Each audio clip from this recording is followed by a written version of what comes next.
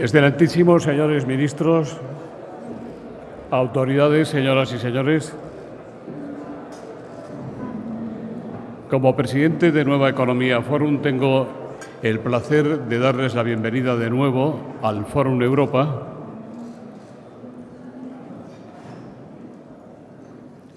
que organizamos con el mecenazgo del Grupo Villar-Mir, Red Eléctrica de España y Asisa. Hoy tenemos el honor de recibir como ponente de esta tribuna a la señora ministra de Industria, Comercio y Turismo, doña Reyes Maroto, a la que va a presentar don Emilio Ontiveros, presidente de Analistas Financieros Internacionales y catedrático de Economía de la Empresa de la Universidad Autónoma de Madrid. Querido Emilio, la tribuna es suya.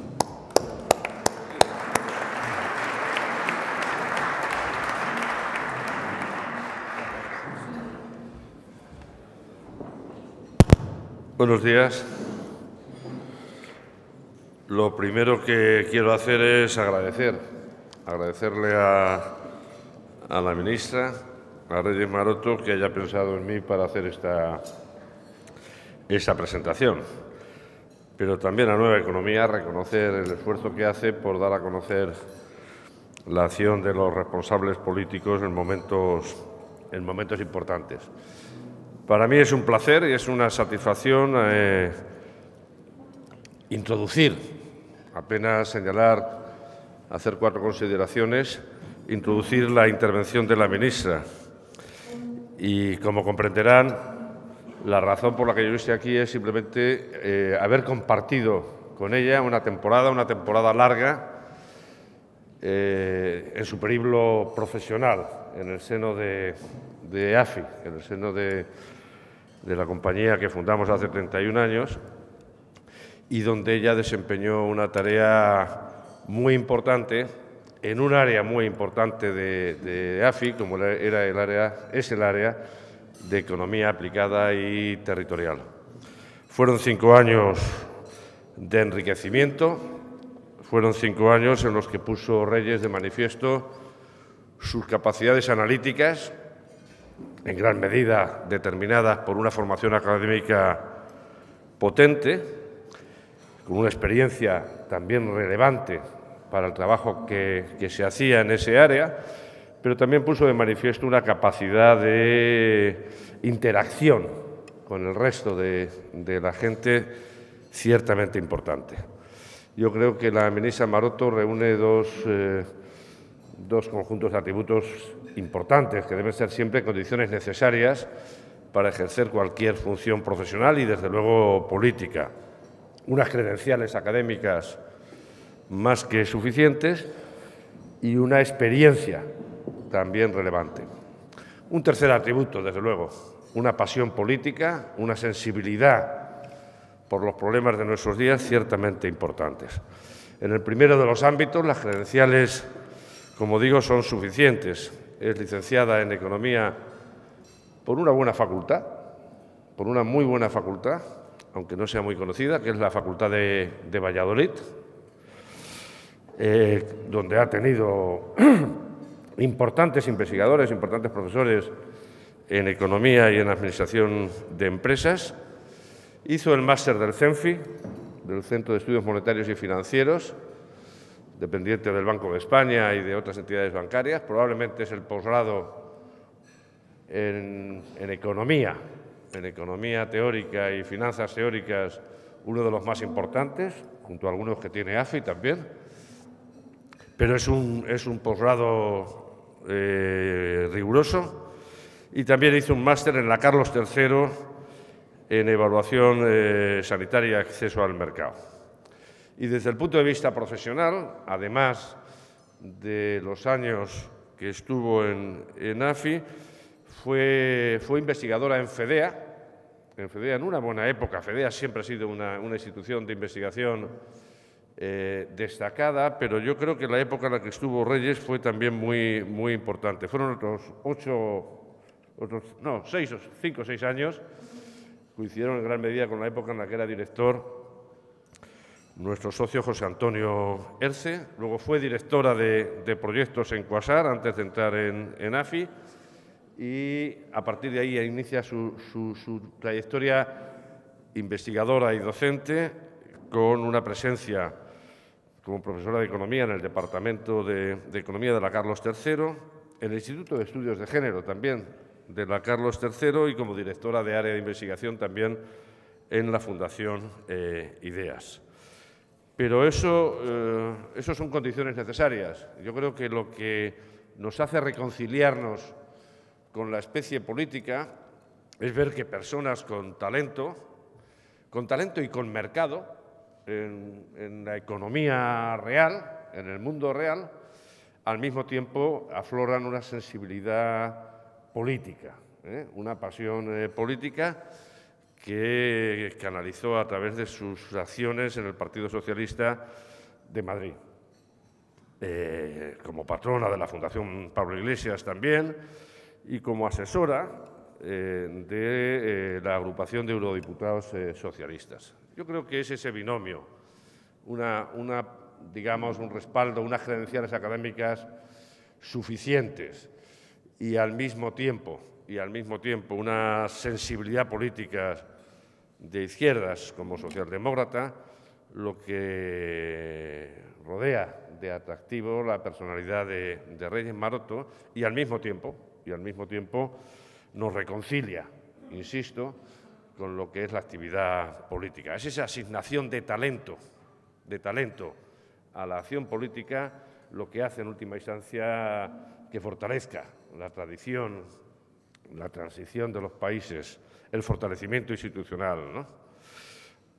Reyes se enfrenta ahora, yo diría, a retos, probablemente los retos más serios, más difíciles de gestionar que haya tenido un ministro o una ministra de Industria, Comercio y Turismo en los últimos años. A mí no me gustaría, probablemente ella tiene ahora mucho más energía que yo, ¿no? Pero no me gustaría estar en la posición en la que tú estás, ¿no? En un momento en que la industria ya no es lo que era, en un momento en que la industria está perdiendo un peso específico en lo que es la generación de valor, el valor añadido bruto en la economía mundial, en un momento en el que la industria se confunde con los propios servicios en las cadenas de valor que llevan a cabo ya no solo las multinacionales tradicionales, sino también muchas economías emergentes, en un momento en el que efectivamente las propias cadenas de valor se están redefiniendo al socaire de eso que de una forma un tanto eufemística se ha dado a denominar la cuarta revolución industrial. Pero el comercio está probablemente en su peor tesitura desde que se suscribieron los acuerdos de Bretton Woods, porque el que propició, o uno de los dos que propiciaron la suscripción de aquellos acuerdos tendentes a dotar al mundo de un esquema de convivencia económica, financiera, comercial, es decir, la administración americana, está rompiendo las reglas. Y lo que era un entente sobre el libre comercio, sobre la extensión, en última instancia, de la liberalización de los flujos de capital, de los flujos de mercancías, de servicios, de personas y, últimamente, de datos, de información, está saltando por los aires como consecuencia de esa suerte de introspección en la que está sumida la administración estadounidense. Eso a una economía como la española le va a afectar, porque aunque nuestros flujos comerciales directos con Estados Unidos sean limitados, la economía española, como saben, es una de las economías más abiertas ahora mismo del mundo y un 33, un 34% de nuestro PIB son flujos comerciales y de servicios, ¿no? Es una situación complicada, ¿no?, que se añade a esa otra, más inmediata, que son las consecuencias que pueda tener el Brexit, el divorcio británico de las instituciones europeas, sobre nuestra economía. Porque no en balde la economía española es probablemente el tercer socio comercial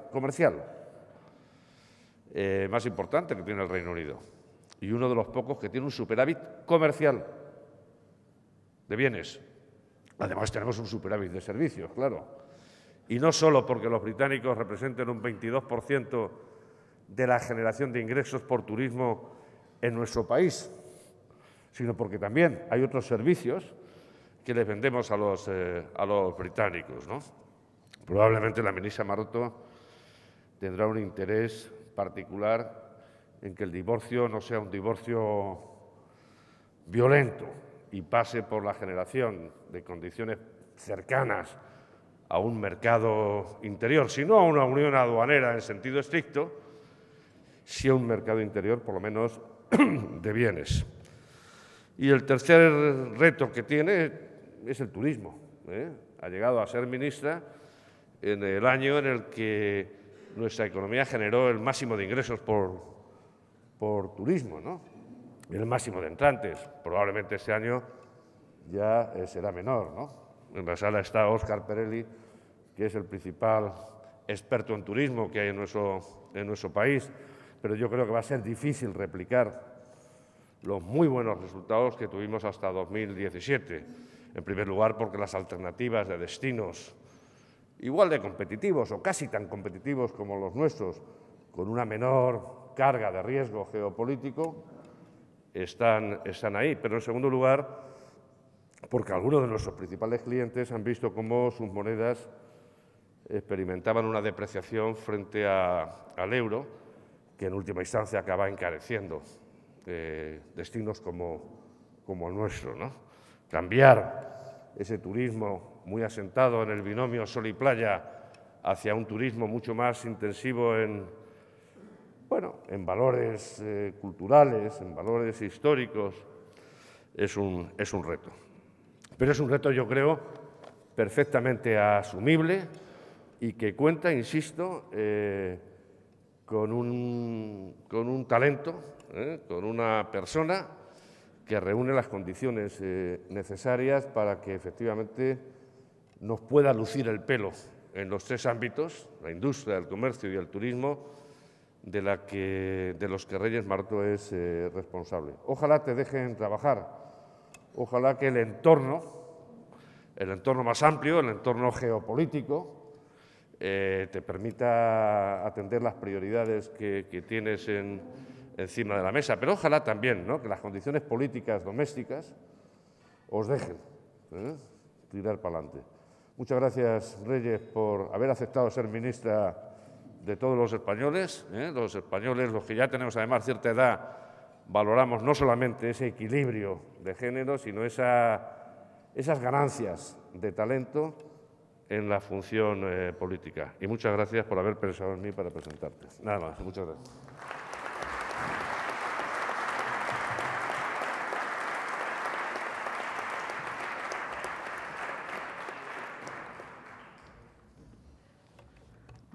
Buenos días a todos y todas. Gracias, José Luis, por tu invitación. Es para mí, como sabes, un lujo estar hoy con todos vosotros y, como no, a Emilio por sus cariñosas palabras. Sabes que tu voluntad de trabajo y tus sabios consejos son un referente para mí y así los estoy utilizando en estas actividades en las que estoy ahora aquí. Quiero agradecer también la compañía de los compañeros del PSOE de Madrid, compañeros y compañeras, y también del Grupo Parlamentario Socialista, y en especial que me acompañen Ángel y José Manuel. Son dos referentes en mi vida, Ángel y José Manuel, porque me han enseñado a ejercer la política con vocación de servicio público, que creo que en estos momentos es lo importante. También al rector de la Universidad, Carlos III, y a Félix Lobo. Sin duda, me habéis permitido desarrollar en la Universidad Carlos III una de mis pasiones, como sabes, que es la docencia. A mi equipo, que hoy me acompaña, sin ellos, pues no podría desarrollar el trabajo tan intenso y tan importante que estamos haciendo en estos momentos en el Ministerio. Y también, como no, agradecer al presidente que contara conmigo en su equipo, a los compañeros que forman parte del Gobierno. Hoy me acompañan Fernando y Pepe. Y, como no, es un lujo compartir con todos vosotros y vosotras este ilusionante proyecto. Son muchos los amigos que hoy me acompañan y amigas. No voy a tener tiempo para saludar a todos, así que, si les parece, vamos a pasar a hacer un poco un relato de cuáles son el proyecto de país que tenemos este Gobierno y, sobre todo, cuáles son las inquietudes y los problemas y oportunidades que tenemos en el Ministerio de Industria, Comercio y Turismo. Como saben, volvemos a tener un Ministerio de Industria, Comercio y Turismo. Recuperamos, por tanto, un ministerio histórico con el principal reto de situar como lugar preferente en la agenda política la modernización de nuestro modelo productivo, acompañando esta modernización a la adaptación del cambio tecnológico, pero también a otros retos importantes como son la transición ecológica, en la que también tienen que acompañar todos los sectores económicos de nuestro país. Permítame que, antes de exponer las prioridades de mi ministerio, comience con un breve, pero creo que necesario, diagnóstico de la situación económica actual. Como saben, el PIB está creciendo a un buen ritmo, encadenamos ya 4 años consecutivos de tasas positivas y, además, superiores a las de otros países de nuestro entorno. Un ciclo expansivo que se manifiesta en el dinamismo del empleo, también en la confianza de los agentes económicos y en unas favorables condiciones financieras. Quiero destacar también el esfuerzo que está haciendo España para cumplir con la senda de consolidación fiscal. Las previsiones que tenemos apuntan a que el cumplimiento del objetivo del déficit del 2,7 para el conjunto de las administraciones públicas para 2018 lo vamos a cumplir este año, y ello nos va a permitir, fíjense, después de una década, salir del procedimiento de déficit excesivo de la Unión Europea. Como digo, después de una década, y sin duda eso son buenas noticias. Sin embargo, como ha dicho Emilio, existen también importantes desequilibrios económicos y sociales que no han tenido la atención necesaria en el pasado, y me voy a referir a algunos de ellos. Por ejemplo, la baja productividad que tiene la economía española y que lastra nuestro crecimiento potencial. También el elevado nivel de endeudamiento que, de alguna manera, hipoteca a las generaciones futuras. Y, como no, la escasa inversión en I+D, esa inversión que limita la competitividad de nuestras empresas y también de nuestra economía, o la creciente desigualdad por la falta de mecanismos para redistribuir la riqueza. Hay otros retos importantes, por ejemplo, el reto demográfico. Hoy nos acompaña la alta comisariada por el reto demográfico, que está provocando desajustes importantes que resultan en tensiones intergeneracionales y afectan también al principio fundamental de cohesión territorial. Y junto a estos desequilibrios nos enfrentamos, lo decía Emilio, a 3 grandes tendencias globales que van a definir el futuro inmediato de nuestras relaciones económicas.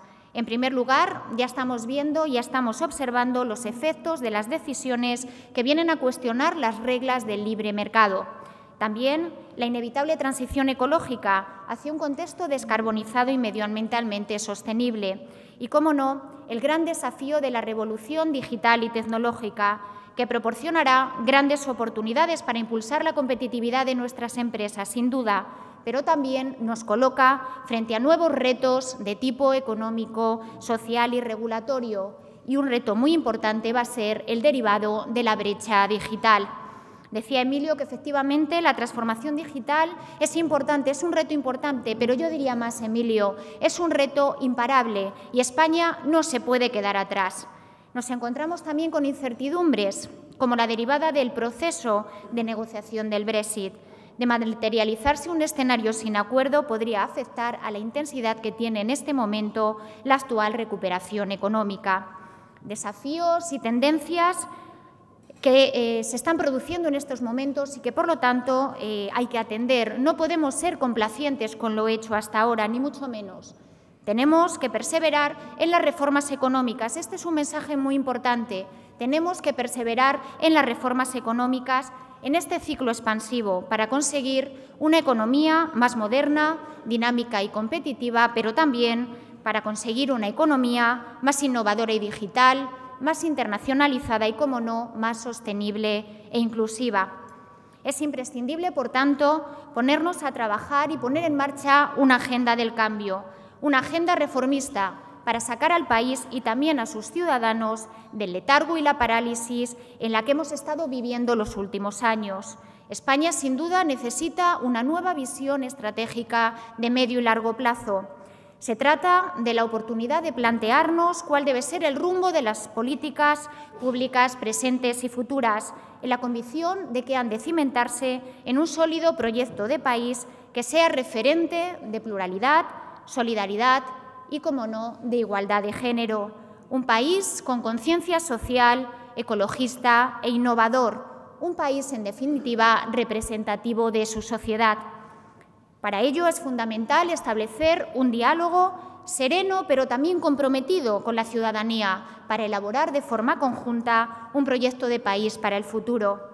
Un proyecto que nos imaginamos como integrador e ilusionante, que permita aprovechar la riqueza de nuestra cultura, pero también de nuestra sociedad y, cómo no, de nuestro territorio tan diverso. Un proyecto comprometido con la igualdad real y efectiva de género, pero también con la firme defensa de la diversidad. Un proyecto, además, que permita superar el descrédito de las instituciones, tomando mayor transparencia y nuevas formas de participación en nuestro sistema político e institucional, para que vuelva a conectar con la ciudadanía. Esto también es muy importante. La política tiene que conectar con la ciudadanía y recuperar, por tanto, el protagonismo como principal garante de derechos, libertades y bienestar.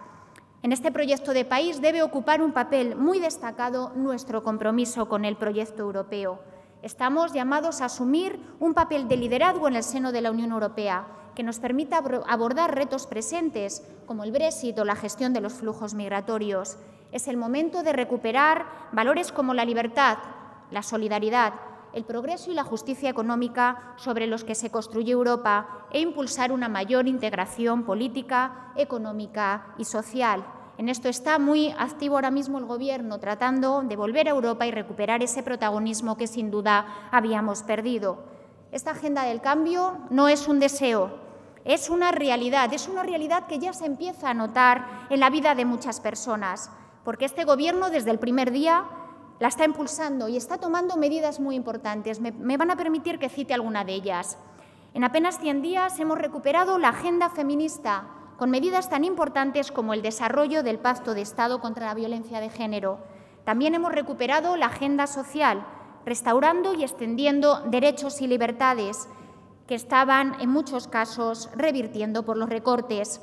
Hemos devuelto, como saben, la universalidad a la sanidad pública, mejorando la salud de más de 280.000 personas que habían quedado excluidas. Una salud que, en definitiva, es también una salud colectiva. Hemos situado también en la agenda política un tema muy importante, la lucha contra la pobreza infantil, creando un alto comisariado, porque un país próspero como España es insoportable que haya niños sin recursos, niños sin futuro. Fíjense, según el INE, el 28,1% de los menores de 18 años están en riesgo de pobreza. Un dato alarmante que nos obliga, sin duda, a actuar a todos y todas. Por eso, nada más llegar al Gobierno, aprobamos el Plan Beca, un plan que ha permitido que muchos niños sin recursos pudieran participar en los campamentos de verano en las escuelas públicas.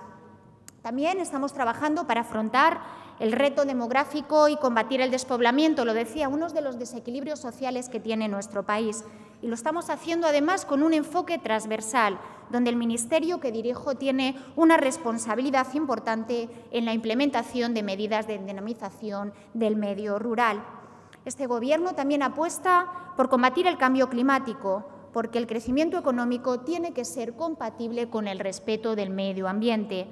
Y para ello hemos creado el Alto Comisariado para la implementación de la Agenda 2030 y hemos puesto en marcha un plan de acción que se presentó en julio en Naciones Unidas y que será nuestra hoja de ruta para atender este gran desafío que nos obliga a todos y a todas. Y se estarán preguntando cuáles son las líneas prioritarias que tiene el Ministerio de Industria, Comercio y Turismo. Desde el Ministerio queremos contribuir decididamente a esta agenda del cambio y queremos vertebrar la política económica del siglo XXI. Estamos trabajando para acompañar a los sectores estratégicos y a las empresas, especialmente a las pymes, mediante palancas tan importantes como es, en estos momentos, la transformación digital. Voy a pasar a relatar algunas de las actuaciones y las medidas que estamos tomando en marcha en materia de industria. Saben que la industria es importante en nuestro país. Es una industria, además, que no tiene el peso que en estos momentos se requiere para ser un país moderno y competitivo y, por ello, uno de nuestros compromisos es fortalecer el papel que ahora mismo tiene la industria en la política económica e incrementar su participación en la riqueza nacional para que alcance al menos el 20% del PIB que nos fija la Unión Europea para el año 2020. Tenemos, por tanto, que recuperar el tiempo perdido para la industria española, porque, como saben, es un sector que tiene niveles de productividad más elevados, genera empleos con mejores salarios y mejores condiciones laborales, presenta además, y yo lo quiero destacar, un importante nivel de inversión en innovación y también una elevada intensidad exportadora. Por tanto, tenemos que trabajar para reforzar su competitividad y debemos incrementar la innovación y también la internacionalización. Estamos desarrollando y potenciando nuevos sectores estratégicos, sin olvidar los sectores tradicionales, como por ejemplo el de automoción, en el que estamos trabajando muy intensamente. Y queremos hacerlo mediante el desarrollo de agendas sectoriales que identifiquen sus desafíos y promuevan medidas específicas que contribuyan a su transformación, adaptarse a ese reto tecnológico, pero también a la creciente competencia internacional y a la transición energética. En este sentido, el Gobierno apuesta por una transición que debe efectuarse de manera ordenada y velando, en todo caso, por la competitividad de nuestro tejido empresarial. Estamos en estos momentos elaborando la Agenda para la España Industrial 2030, cuyas prioridades destacan, por ejemplo, la Industria 4.0, una industria que creemos que tenemos que impulsar y, por lo tanto, es necesario apoyar el emprendimiento digital y las industrias emergentes y acompañar a las empresas tradicionales a la transformación tecnológica y digital. Fíjense, en estos primeros 100 días de Gobierno ya hemos puesto en disposición de las pymes más de 30 millones de euros en el marco de la iniciativa Industria Conectada 4.0, un programa que está permitiendo que nuestras empresas incorporen herramientas como la inteligencia artificial, la impresión 3D o el blockchain. He tenido la oportunidad de ver la aplicación de estas tecnologías en plantas industriales españolas. Fíjense que fabrican desde electrodomésticos como BSH en Cantabria, también pan y bollería como Europastrit en Tarragona o componentes de automoción como ADMTech en Gran Canaria. Además, la semana pasada, como saben, se celebró el segundo Congreso de la Industria Conectada 4.0, un congreso que reunió en Madrid a más de 1.600 personas, actores institucionales y empresariales comprometidos con el impulso de la Industria 4.0 en nuestro país. Un congreso que desarrolló el Ministerio de Industria y que le queremos dar continuidad porque entendemos que potenciar la Industria 4.0 es potenciar también la modernización de nuestra industria y favorecer su competitividad. Pero junto al impulso de la digitalización también estamos reforzando los programas de internacionalización del tejido industrial, promoviendo una transición ordenada y justa para que también la industria contribuya de una manera muy importante al modelo circular y descarbonizado. Para el desarrollo de esta agenda industrial es necesario actualizar el marco normativo. Yo diría que es urgente actualizar el marco normativo. Y por ello les anuncio que vamos a presentar una ley de industria que responda a los desafíos del siglo XXI, porque la ley de industria actual data de 1992. Fíjense cuánto ha cambiado la industria y tenemos una ley del siglo pasado. Estamos adaptando también los instrumentos de inversión de los que dispone el Ministerio para afrontar los retos de la industria del siglo XXI. Somos conscientes de que la inversión es un elemento clave para fortalecer nuestro tejido productivo, especialmente la inversión dirigida a las pequeñas y medianas empresas. Puedo anunciarles también que estamos trabajando en la reforma de la figura del contrato de relevo. Esta reforma, que se está analizando en la mesa del diálogo social, fomentará el rejuvenecimiento de las plantillas de determinados sectores industriales, como por ejemplo el de automoción, y precisan una renovación del empleo en las cadenas de producción para mantener su competitividad.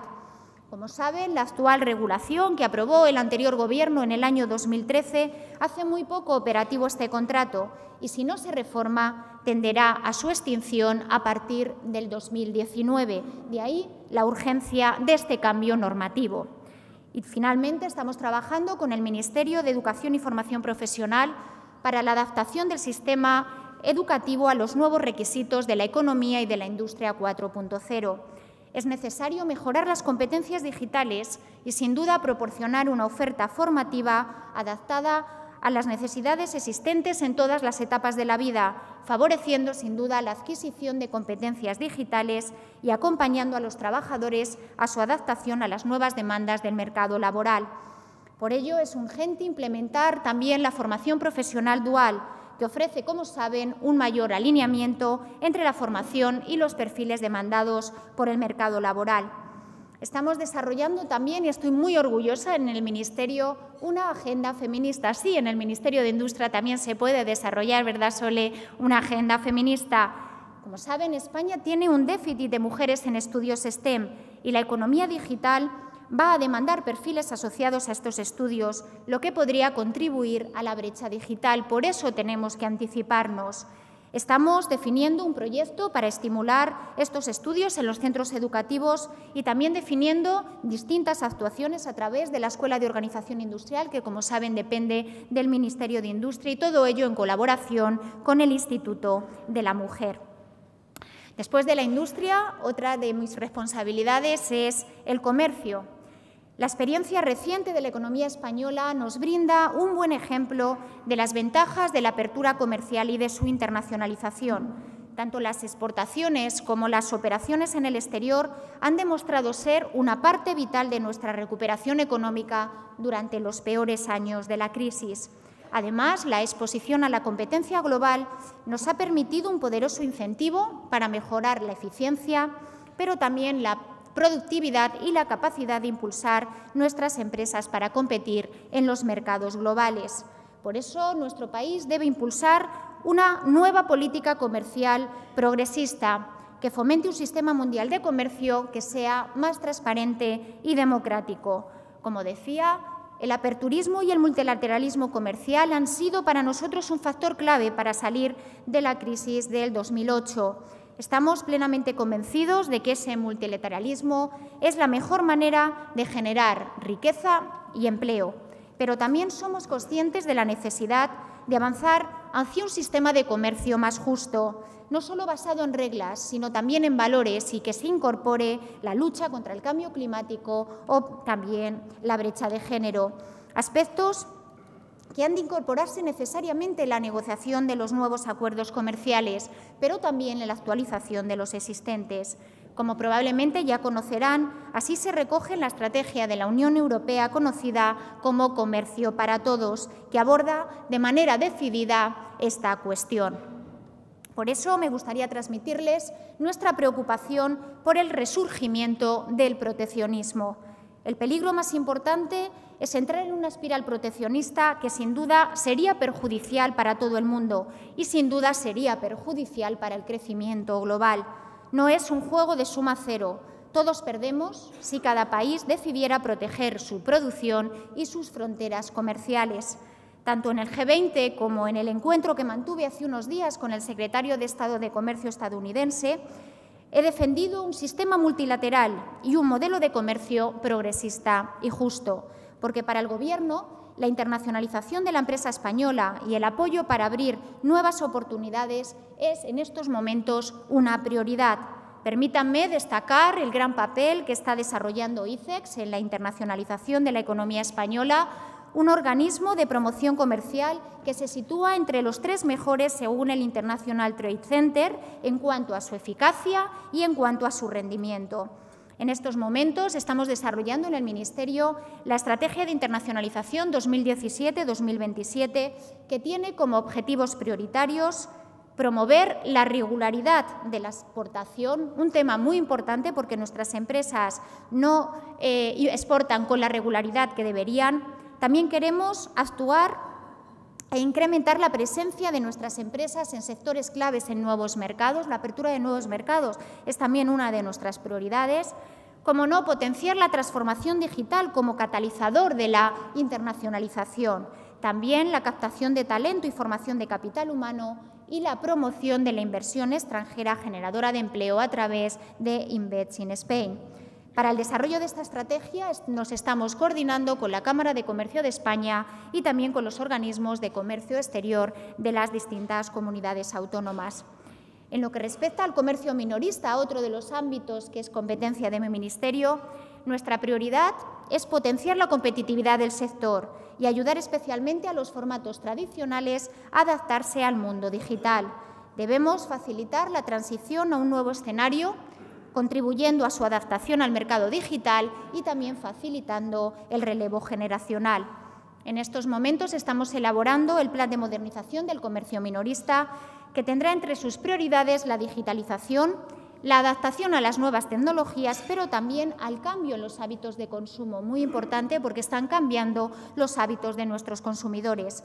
El plan persigue la modernización del comercio de proximidad, que, como saben, es muy intensivo en mano de obra, a través de las tecnologías y su modernización y escalabilidad.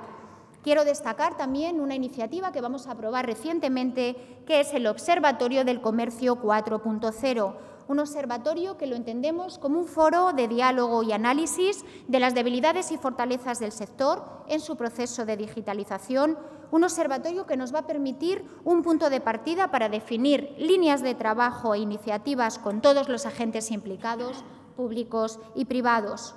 Las oportunidades que brinda en estos momentos para los pequeños comercios el mercado online son extraordinarias y, por tanto, tenemos que aprovecharlas.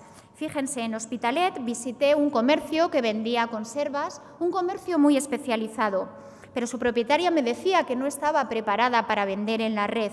Hay que capacitar, por tanto, a nuestros comerciantes para que afronten la digitalización, porque si no lo hacemos, muchos comercios como el de Hospitalet tenderán a desaparecer.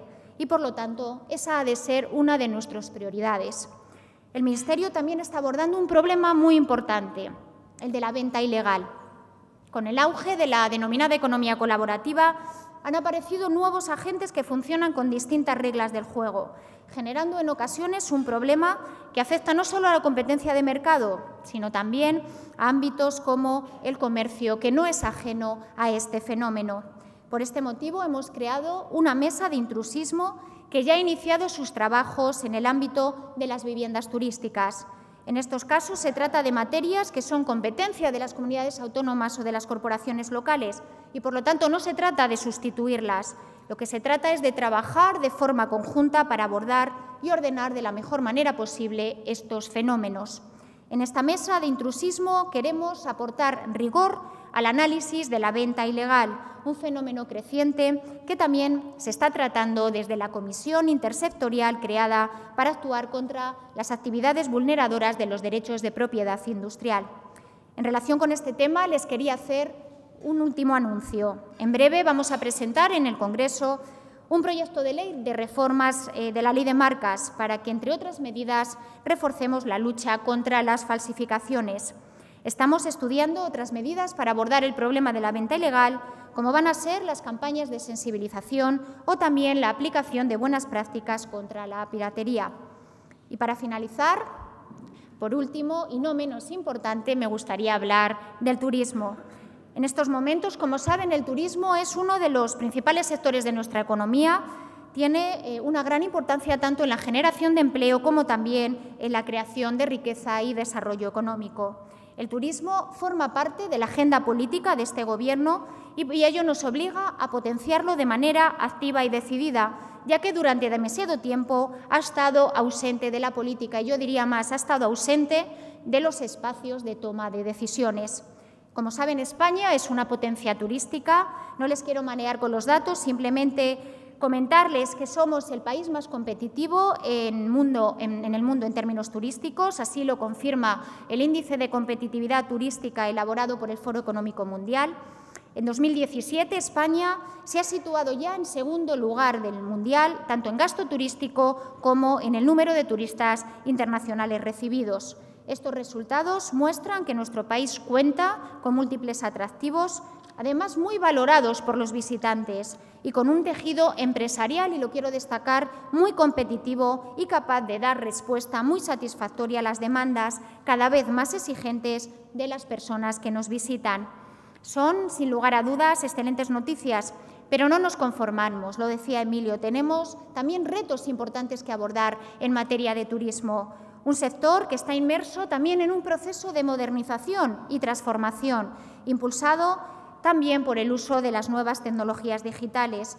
Una revolución que está cambiando el perfil del turista, un turista mucho más exigente y participativo, un turista que además está muy informado y conectado y está transformándose también toda la cadena de valor del sector turístico. y, por tanto, somos conscientes de que hay que actuar para mantener ese liderazgo que hoy tiene España en el sector turístico. Tenemos algunas debilidades también en el sector. Una de ellas es que la demanda está muy concentrada en muy pocos países de origen y por ello es imprescindible seguir trabajando para que España se conozca en aquellos países en los que todavía recibimos muy pocos turistas, pero sin duda van a marcar en el futuro los flujos internacionales. Para ello, para modernizar también nuestro sector turístico y acompañarlo y que sea todavía más competitivo, estamos elaborando la Estrategia de Turismo Sostenible 2025, una estrategia que incorpora una visión de medio y largo plazo y aborda adecuadamente los retos presentes y futuros, retos tan importantes como la digitalización, a la que antes me he referido, pero también la estacionalidad, la saturación de algunos destinos que nos encontramos, el medio ambiente y el cambio climático, la seguridad, la movilidad tan importante, la eficiencia energética o la gestión de los residuos en clave de economía circular. También retos como los nuevos modelos de participación ciudadana. En definitiva, una estrategia que aborde la propia gobernanza turística. Vamos a trabajar de forma conjunta con todos los agentes relevantes del sector turístico para definir una política turística que permita contar con una oferta de calidad adaptada al turista del siglo XXI y que ponga en valor los atractivos de nuestro país. Fíjense, debemos gestionar más, pero también mejor, nuestra diversidad de la oferta turística. Y para ello estamos desarrollando nuevas formas de gestión de la oferta turística a través, por ejemplo, del proyecto de destinos turísticos inteligentes, un proyecto que nos permite mejorar el posicionamiento de España como destino turístico mundial, buscando nuevos mecanismos para impulsar la innovación de los destinos con el despliegue y el desarrollo de las TIC, de forma que se puedan crear servicios diferenciales altamente competitivos. Esa será la clave, competir en turismo de calidad. Como ya he comentado, otro de los temas importantes en materia turística es la regulación de las viviendas turísticas. El Gobierno, a diferencia del anterior, está trabajando para aportar una solución y hacerlo con las comunidades autónomas, que, como saben, son las que tienen la normativa. Y para ello, en la conferencia sectorial que celebramos en julio, se creó un grupo de trabajo para abordar este tema con amplia participación de todos los sectores implicados, no solo las comunidades autónomas, sino también las plataformas, los vecinos, entre otros. En el seno de este grupo se está trabajando. La semana pasada hubo 2 días de intenso trabajo en el que se están poniendo en la mesa distintas propuestas de actuación y esperamos tener actuaciones concretas a final de año. Otra iniciativa de nuestra agenda en materia de turismo que también quiero destacar es la mejora de la calidad del empleo. Y como saben, en apenas 3 meses se han producido en este ámbito, en la mejora de la calidad del empleo en el sector turístico, avances muy importantes que quiero compartir con ustedes.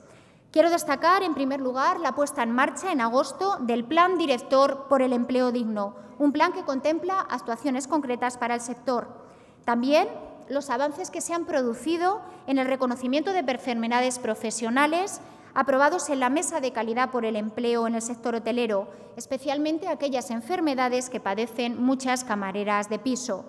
He tenido la oportunidad de ver cómo trabajan y también de reunirme con las Kellys, tanto en Canarias, en Baleares, como también aquí en Madrid, y haber conseguido estas mejoras es sin duda para mí una satisfacción. Y lo es no solo porque mejoran sus condiciones laborales, lo es también porque tiene un importante impacto de género, por tratarse, como saben, de un sector muy feminizado. Voy terminando ya. Estamos en un contexto de cambio, en un contexto de grandes desafíos y de retos, pero también de oportunidades. Y para afrontarlos, este Gobierno ha abierto un diálogo con todos los actores y sectores de la sociedad. Es el momento de construir entre todos y todas un proyecto de país para el siglo XXI. Este proyecto, además, no puede ser una estrategia impuesta. Todos debemos participar en este proceso. Se ha abierto, sin duda, una nueva etapa en la política y esta pasa por retomar el diálogo, por ser capaces de fijar objetivos comunes, pero lo más importante, por ser capaces de alcanzar acuerdos. Quienes me conocen saben que yo entiendo la política como un ejercicio de escucha, un ejercicio de acuerdo y de toma de decisiones.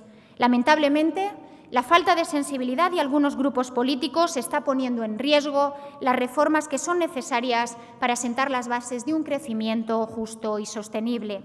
De ninguna manera podemos consentir que en una democracia plena como la nuestra, la mesa del Congreso suplante la voluntad de la soberanía popular que reside en el Pleno del Parlamento. Algunos prefieren debatir sobre la forma en lugar de sobre el fondo para evitar cualquier tipo de acuerdo. Esta miopía está haciendo que el interés partidista se superponga a la mejora de los servicios públicos, de la educación, de la sanidad, de las condiciones laborales, de las pensiones tan deteriorados por los recortes de los últimos años.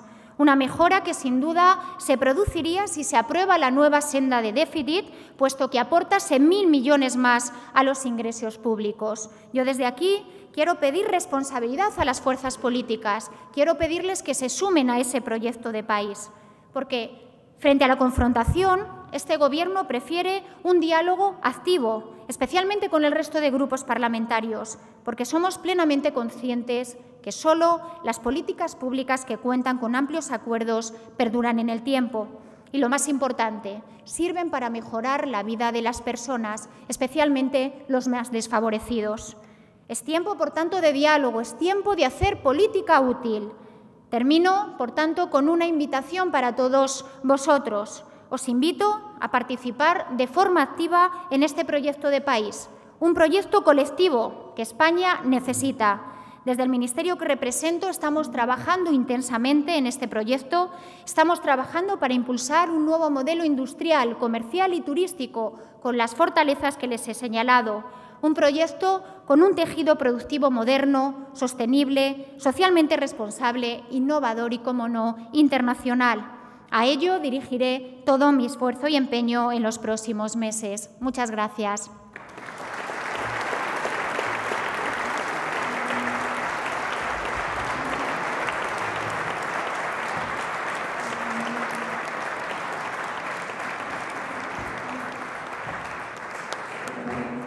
Muchas gracias, señora ministra. Muchas gracias, Emilio, por la presentación. Pues, si le parece, comenzamos. Trinidad Fonseca dice: ¿cómo valora usted, señora ministra, las declaraciones del presidente del BBVA, que publica hoy el diario El Mundo, en las que el banquero advierte de los riesgos de aumentar la deuda pública y subir impuestos? Don Francisco González asegura en esa entrevista que España lleva 2 años paralizada y que lo vamos a pagar. Pedro González, del debate de hoy, en línea con esto, dice: ha mencionado usted la abultada deuda como uno de los graves factores que lastran el futuro de los españoles. ¿No le parece contradictorio, entonces, insistir en un mayor déficit y, por tanto, mayor endeudamiento en unos presupuestos generales del Estado en los que los independentistas no cesan de pedir más y más dinero? Bueno, muchas gracias. 2 temas importantes: impuestos, déficit. Bueno, lo primero que quiero decir es que este Gobierno está comprometido con la senda de consolidación fiscal. Ha sido uno de los mensajes que he dicho y, de hecho, la buena noticia es que este año, después de una década, vamos a salir del procedimiento de déficit excesivo de la Unión Europea. Sabe, Emilio, cuando trabajábamos en AFI, lo importante que es tener y salir de ese procedimiento. En materia de impuestos, también quiero decir que este Gobierno es un Gobierno responsable y que nosotros queremos hacer compatible el blindaje del estado de bienestar con una política fiscal más justa y progresiva. Lo que no entendemos es otros grupos políticos que anuncian bajada de impuestos, pero a la vez se suman a que hay, por ejemplo, que revalorizar las pensiones conforme al IPC. Yo les preguntaría a estos grupos cómo van a financiar la subida de las pensiones conforme al IPC. Por lo tanto, yo pediría responsabilidad. Carles Castellón, de TV3, dice: un año después del 1 de octubre, ¿qué daños ha sufrido o no la industria, el turismo y el comercio en Cataluña y, en concreto, en Barcelona? Macarena Rivera, de Antena 3 Televisión, le pregunta qué opina de las palabras del presidente del BBV, que ya se ha referido usted más o menos a ello, y también dice si los cortes del AVE de las calles y autopistas en Cataluña afectarán al comercio y al turismo y en qué medida. Bueno, en relación con Cataluña, yo creo que lo importante es que este Gobierno ha conseguido recuperar el diálogo y también un punto muy importante, y es que hemos conseguido la normalidad institucional. Fíjense, un ejemplo de esta normalidad institucional es que el Gobierno de la Generalitat está participando en las conferencias sectoriales. Yo ya he celebrado dos, la de Comercio y la de Turismo, y el miércoles celebro la de Industria, y los representantes de la Generalitat vienen a estas conferencias, donde saben son espacios de diálogo para conjuntamente definir la hoja de ruta de lo que va a ser, en mi caso, el comercio, el turismo y la industria. Por lo tanto, es muy importante recuperar el diálogo, muy importante recuperar la presencia institucional del Gobierno de la Generalitat en los foros de debate del Gobierno, y yo diría que también es muy importante que este Gobierno está trabajando para que Cataluña forme parte del proyecto de país del que me he referido en mi intervención. Nosotros creemos que Cataluña tiene que estar y debe estar en el proyecto de país. En el ámbito que son de mi competencia, efectivamente, Cataluña es una parte muy importante del turismo, del comercio y de la industria. De hecho, el 20% de la actividad de estos tres actividades económicas son Cataluña, y, por lo tanto, lo que estamos trabajando es para hacer que Cataluña recupere la normalidad. En estos momentos es lo más importante, reforzar las inversiones en las empresas catalanas. Esa normalidad nos va a permitir también mantener los flujos turísticos que Cataluña tiene. El 23,4% del turismo que viene a España viene a través de Cataluña, y, por lo tanto, esa normalidad y ese diálogo nos va a permitir, como digo, que Cataluña forme parte del proyecto de país, y creo que vamos por el buen camino. Hoy el Gobierno alemán va a tomar otra postura revitalizando el diésel, y hay varias preguntas en relación con este tema. ¿Ustedes van a seguir en la línea de castigo y disuasión respecto del diésel? Macarena Rivera, de A3 Televisión, le pregunta si podría avanzar algo más sobre cómo será el impuesto al diésel y la tasa Google y cuándo serán efectivos. Y Rafael Esparza, de Hispanidad, ¿por qué el Gobierno ha ignorado la voz del sector del automóvil para subir el impuesto del diésel? ¿Contamina, como asegura ANFAC, menos que la gasolina? Bueno, en relación con este tema, yo creo que ya se han dado bastantes explicaciones. Yo lo que quiero decir en relación con lo que hemos ignorado la voz es que desde el primer día el Ministerio de Industria está trabajando con el sector de forma muy activa. En estos momentos estamos definiendo una agenda estratégica muy importante para el sector. Como decía, los desafíos a los que nos enfrentamos afectan directamente al sector de automoción.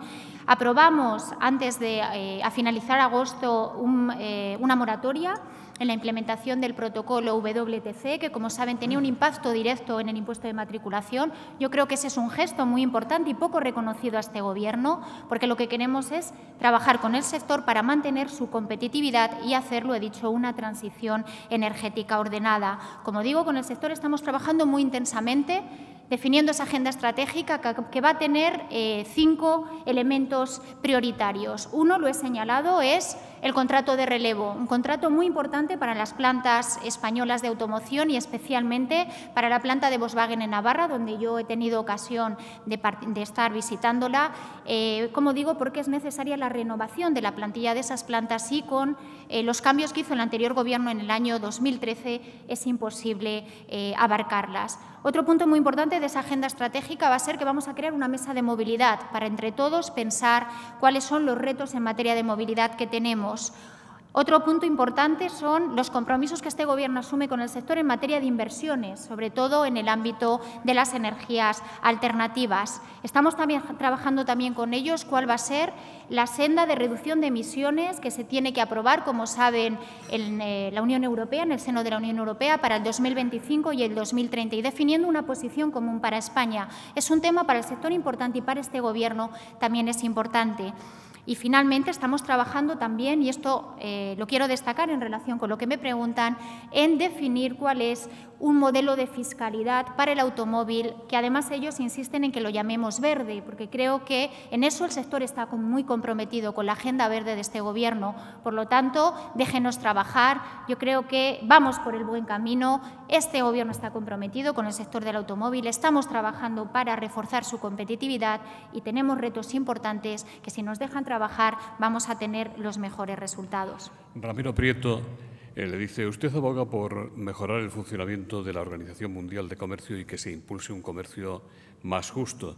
¿Cuáles serían las líneas maestras de esa reforma? ¿Les dará tiempo a llevarla a cabo? César Ardura dice, ¿tienen freno las políticas proteccionistas de Trump? ¿A dónde nos va a conducir la guerra comercial con China y también la beligerancia con Europa?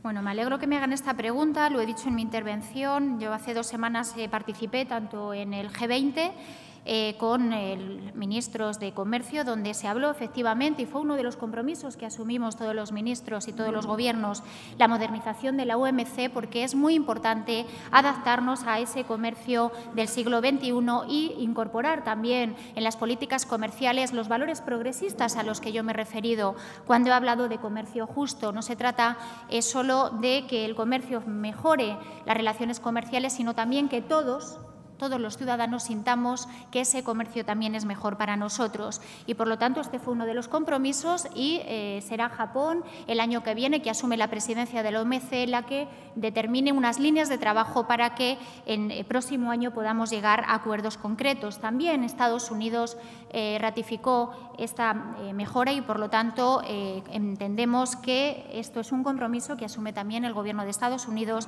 en la modernización de la OMC, que es muy necesaria. En relación con el freno de las políticas y las políticas proteccionistas de Trump, bueno, lo he comentado, yo me reuní también en Washington con el secretario de Estado de Comercio, el señor Ross. Fíjense, hacía 10 años que no se mantenía una reunión institucional a nivel de ministros, por lo tanto, yo le tengo que agradecer que me recibiera y en esa reunión, bueno, pues yo tuve la ocasión de hablar de cuáles eran las medidas que estaba tomando el Gobierno Trump. De hecho, uno de mis temas de discusión con él fue el tema de la aceituna, que, como saben, nos afecta a España de forma muy importante y, de alguna manera, bueno, pues yo llevé también la reclamación de este Gobierno a que se adoptara y se revirtieran las medidas tomadas. La decisión del Gobierno es, bueno, pues revisarlas dentro de un año, pero nosotros seremos exigentes y trataremos de que, a través de la Unión Europea, se pueda llevar este conflicto a la Organización Mundial de Comercio. En relación con las políticas proteccionistas, yo creo, y lo he dicho, nadie gana. En este momento, si cerramos los mercados, tenemos que trabajar por el sistema multilateral y en este Gobierno está en la defensa de este sistema. Más cuestiones sobre mercados y comercio. Antonio Cuenca dice, ¿qué posición ocupa en su agenda el Tratado de Libre Comercio Unión Europea-Mercosur? Diego Velasco quiere saber en qué va a consistir su plan para el comercio minorista. Y Beatriz Tripez dice, ¿cómo tienen previsto mantener la competitividad del sector exterior en un momento en el que ya hay síntomas de desaceleración? Sí, en relación con el Tratado de Libre Comercio de Mercosur y Unión Europea, tuve la oportunidad en el G20 de mantener reuniones bilaterales, tanto con el ministro de Producción de Argentina, también me reuní con el ministro de Comercio de Brasil y con la comisaria Malmström, con la que ya me veo frecuentemente porque tenemos una agenda intensa en materia, como bien dice, de comercio. La posición de España para la aprobación de ese acuerdo Mercosur-UE es clave. En estos momentos, y yo así también se lo transmití tanto a Brasil, Argentina como a la comisaria, es un momento muy importante desde el punto de vista de los riesgos geopolíticos, lo comentaba Emilio, con el incremento del proteccionismo, que se firmen acuerdos comerciales de este calado. Hablamos de 2 áreas económicas muy importantes que congregan el 50% de todos los flujos comerciales. Por lo tanto, en la agenda de este Gobierno está el reforzar los acuerdos comerciales, tanto de Mercosur como la UE, y en esto estamos trabajando, pero también agendas que se están abriendo y acuerdos con otros países, como por ejemplo Australia y Nueva Zelanda. Saben que también se están reforzando acuerdos con otros países de la Unión Europea y nos parece que es muy importante, bueno, defender, ¿no?, que los acuerdos comerciales aportan riqueza y empleo y que, por lo tanto, tenemos que reforzar esos flujos. Eso nos va a permitir, la segunda pregunta, eso nos va a permitir, bueno, pues en un momento en el que efectivamente se está ralentizando el comercio exterior, reforzar nuestro comercio exterior. Tenemos que utilizar tanto el ICES como como las palancas que tenemos dentro de la Secretaría de Estado de Comercio. Tenemos que reforzar, como digo, esos acuerdos bilaterales. Yo viajo a China la semana del 20 de octubre para reforzar la relación bilateral con China, un país muy importante estratégicamente para nosotros. Vamos a reforzar nuestro memorándum de entendimiento y, bueno, voy a aprovechar también esa visita para reforzar las relaciones bilaterales con un país que va a ser clave, que lo está siendo en estos momentos en el ámbito del comercio internacional. Alfonso Jiménez, de People Matters, le pregunta si considera que el sistema educativo está alineado con el sistema productivo. Le pregunta si tenemos el talento y las competencias para competir en industria, comercio y turismo. Mariano Carballo dice cómo valora la importancia de la formación profesional. Pues es clave, lo he dicho. Yo creo que tenemos que apostar por la formación profesional dual. Hay un compromiso de este Gobierno, y así se ha manifestado en el marco del diálogo social, con el impulso de la formación profesional tan denostada, y siempre hablamos, después de tantos años, ¿no?, de que la formación profesional adquiera el valor que debería tener en estos momentos. Para mi ministerio es clave que haya un alineamiento entre las competencias profesionales y el mercado de trabajo. Se van a generar muchos empleos en ámbitos que todavía no conocemos y, por lo tanto, el sistema educativo se tiene que adaptar también a las necesidades que tiene nuestro sector productivo, no solo, como digo, en el ámbito de la formación profesional, sin duda, sino también en las universidades. Bueno, yo he sido docente, lo he tenido que dejar temporalmente, de una universidad, y yo he visto también la necesidad de que las universidades nos adaptemos para formar capacidades que están ahora demandando las empresas y, sobre todo, capacidades que están por venir. Yo creo que en estos momentos la universidad y el sistema educativo están en condiciones. Tenemos un capital humano y un talento muy bueno, y de hecho lo tenemos tan bueno que muchos se van fuera de España porque tenemos una demanda de profesionales muy interesante, y por lo tanto lo que tenemos es también que adaptarnos a estos cambios disruptivos, adaptar nuestro sistema educativo para no perder talento, no perder oportunidades, y por lo tanto que nuestras empresas puedan competir con el mejor capital humano, que, insisto, lo tenemos ahora, pero los retos a los que nos enfrentamos son tan intensos que lo que nos hace es renovarnos. Tenemos todos los días que ser exigentes dentro del sistema educativo para adaptarnos a esa demanda creciente de nuevos perfiles profesionales, y estamos en las mejores condiciones de hacerlo. Yo creo que contamos con las mejores universidades, contamos con un sistema educativo muy bueno, y que, por lo tanto, lo que tenemos que hacer es poner en la hoja de ruta, y este Gobierno lo ha hecho, poner en la hoja de ruta el alineamiento del sistema educativo hacia el mercado laboral. Hace unos días intervino en este mismo foro el presidente de Airbus Militar y alertó de los riesgos en el suministro de alas que se fabrican en el Reino Unido como consecuencia del Brexit. Iñaki de las Heras, del diario Expansión, le pregunta si ha dado algún paso su departamento, como ya han hecho otros gobiernos europeos, para que Airbus confíe a España la fabricación de sus alas ante los riesgos asociados al Brexit. Sí, en relación con el Brexit, lo comentaba, es uno de los desafíos que tenemos. Yo estuve la semana pasada en Bruselas, tuve la ocasión de reunirme con Barnier, que, como saben, es el negociador de la Comisión Europea en materia de Brexit. La reunión fue muy fructífera en el sentido de que, bueno, pudimos hablar del estado, de la situación en la que se encuentran ahora las negociaciones. Tengo que decir que se han conseguido avances muy importantes y ahora estamos en los pequeños flecos. Hay un problema político que tenemos que gestionar, que lo tiene que gestionar, de hecho, Reino Unido, y, por lo tanto, la disposición de España y la disposición de la Unión Europea es, bueno, llegar a un buen acuerdo. Pero sí es cierto que también nos tenemos que poner en el contexto de que no se produjera. Desde la Secretaría de Estado de Comercio y del Ministerio estamos trabajando intensamente con las empresas, estamos trabajando con ellas en la definición de planes de contingencia, y, por lo tanto, eso nos va a permitir, bueno, tener una tranquilidad de que en el caso de que se produjera un no acuerdo, nuestras empresas estén preparadas. Sin duda, El Brexit no va a ser bueno para España, lleguemos o no lleguemos a un acuerdo, no va a ser bueno para la Unión Europea, pero yo creo que estamos en condiciones para que, y yo soy optimista, para poder llegar a un buen acuerdo. Y yo creo que también Barnier en estos momentos, a pesar del ruido, es optimista. Yo creo que hay puntos de acuerdo importantes y que, por lo tanto, nuestro objetivo ahora es trabajar para que eso sea así, pero trabajar también con las empresas en escenarios de contingencia para minimizar los riesgos que pueda derivar de un no acuerdo.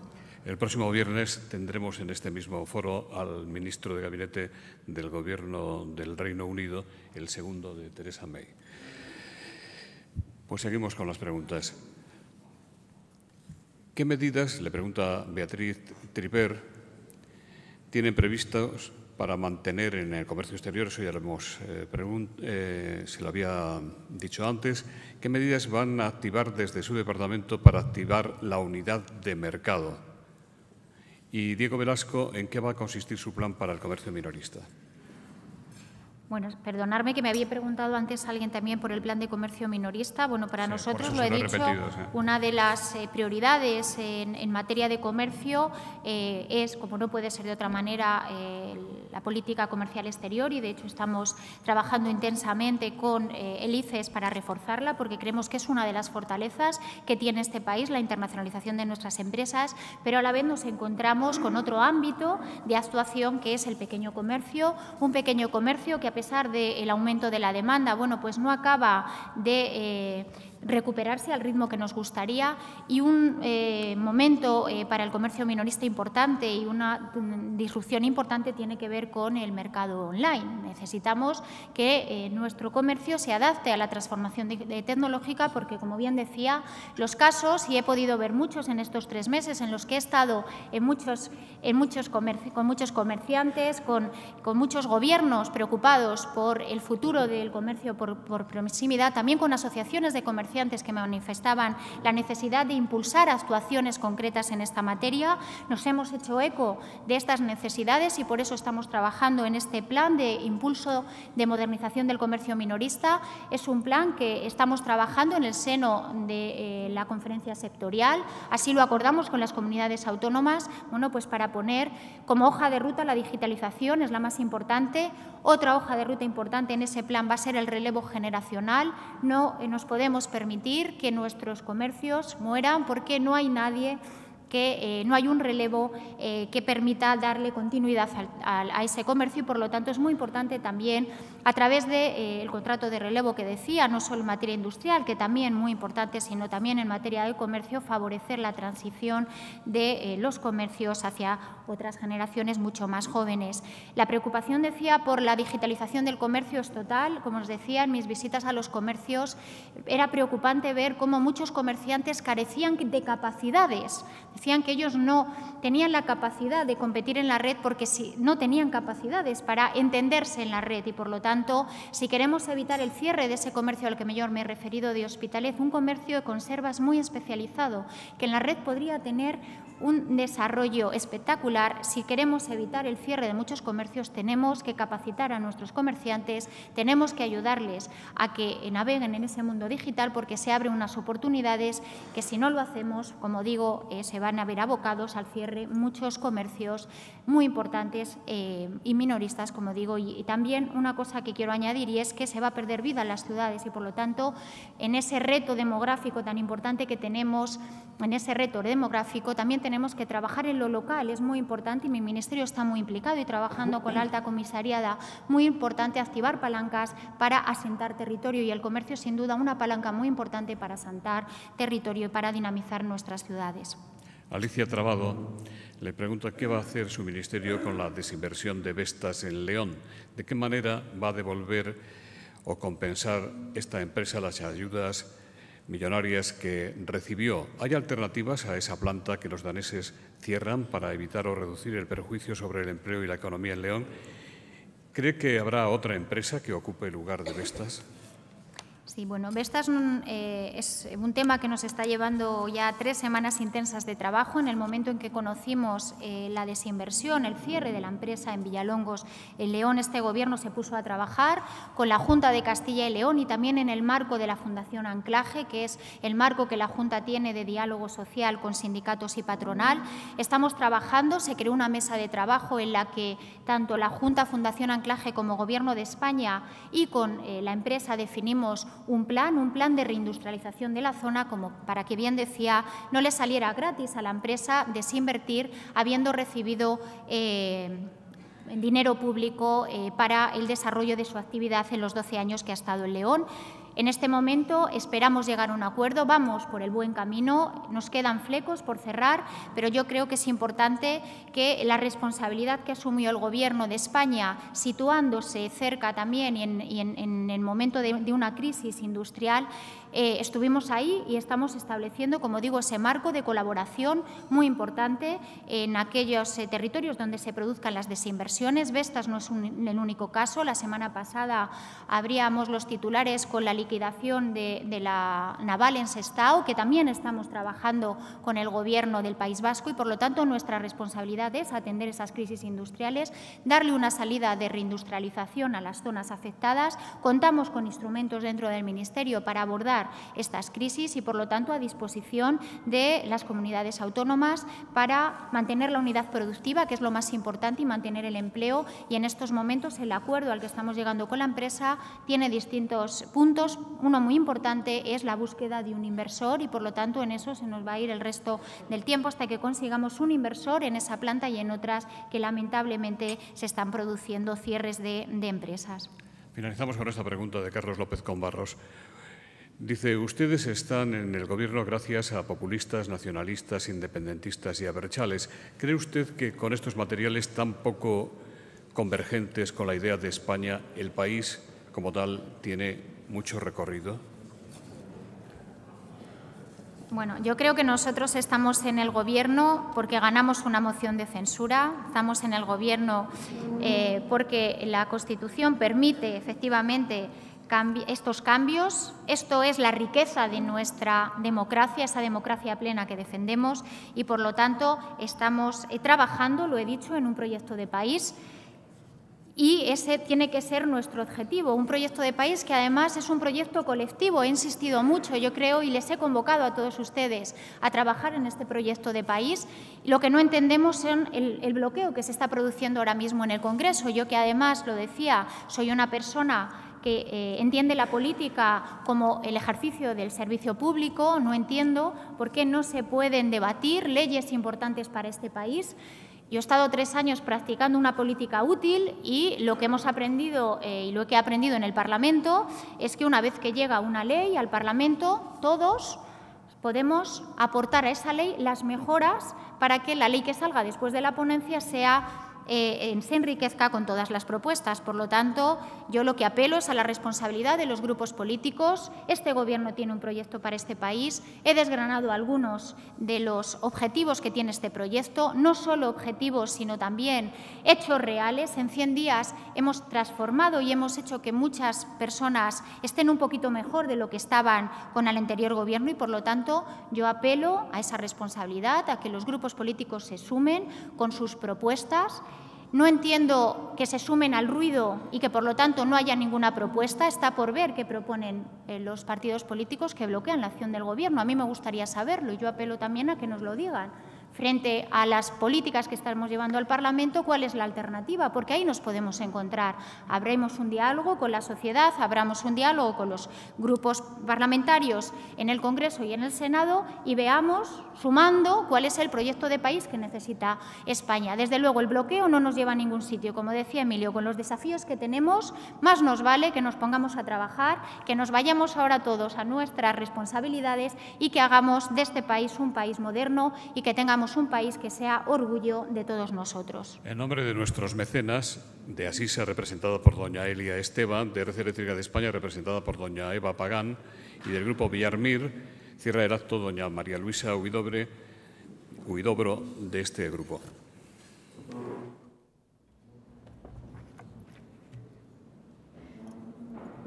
Muchas gracias, presidente del Fórum Europa, José Luis Rodríguez, señora ministra de Industria, Turismo y Comercio, ministros del Gobierno, de Justicia y Educación, autoridades, antiguos ministros de Economía, doña Elena Salgado, y de Industria, don Claudia Danzadi, asistentes todos. Quisiera cerrar el acto agradeciendo muy sinceramente a la ministra de Industria, Comercio y Turismo su presencia aquí y agradeciéndole el desarrollo que acaba de hacer de todas las líneas de política industrial, de turismo y de comercio exterior en un momento en que los retos, como nos ha expresado, son realmente grandes. Simplemente quisiera incidir, como representante de un grupo industrial y de pequeña contribución energética también, en la importancia de la coordinación de la política industrial y de la política energética. Las muchas empresas industriales, tanto pequeñas como grandes, pero desde luego las intensivas en energía, tienen que actuar en mercados abiertos muy competitivos y con crecientes dificultades de comercio. Necesitamos también poder acceder a mercados energéticos abiertos, también muy competitivos, para que nuestros costes lo sean.